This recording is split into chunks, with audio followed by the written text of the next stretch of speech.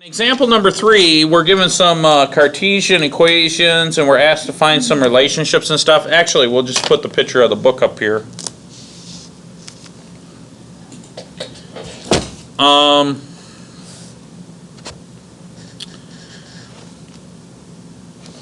For example number 3, we have like 4 equations. And what they want us to do is says, which of the graphs are relations that are functions, and which relations have inverses that are functions?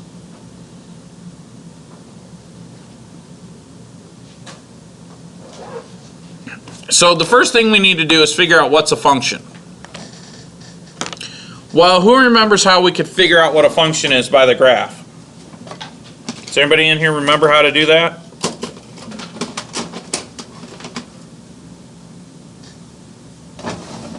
It's called the vertical line test.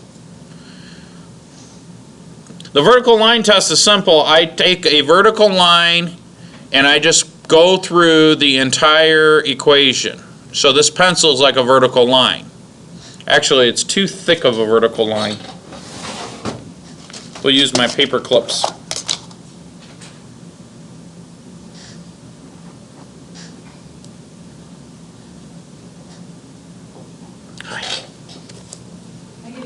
Yeah. So if the paper clip is a vertical line, how many times does that intersect the curve? Only one time. And no matter where I go, now this is a funky function because right here we have a vertical asymptote, but anywhere on the domain as it is defined, how many times does that paper clip cross the curve? Only one time. Notice that we have function written down. That's a vertical line test. Now when we get to this one, how many times does it cross the curve?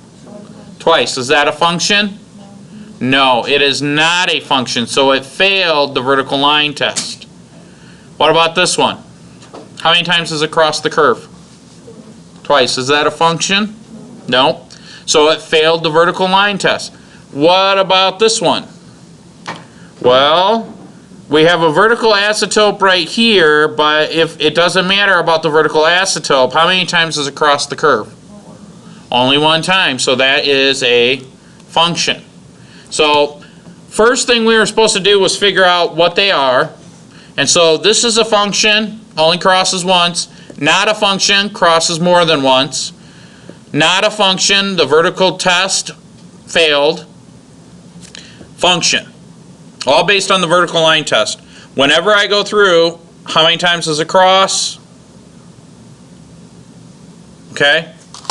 That's how that works. Now, to figure out if it has an inverse function, now they all have inverse relations.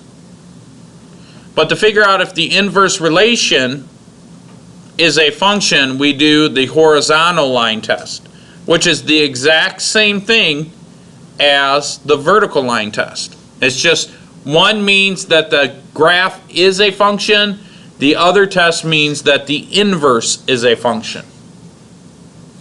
So we do the exact same thing. How many times does this cross the curve if I do a horizontal line? Only one time. Again, we have a horizontal asymptote at y equals 0, but if you look, it only crosses the curve one time. Now here's what's interesting. On this graph, how many times does it cross the curve?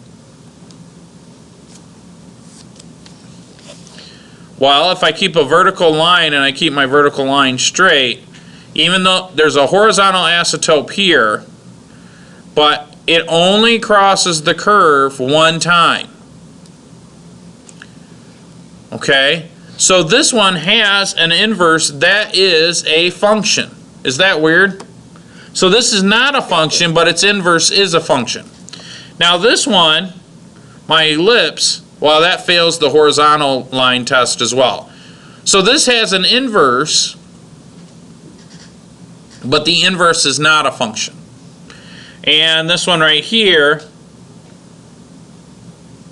we're good until we get to here.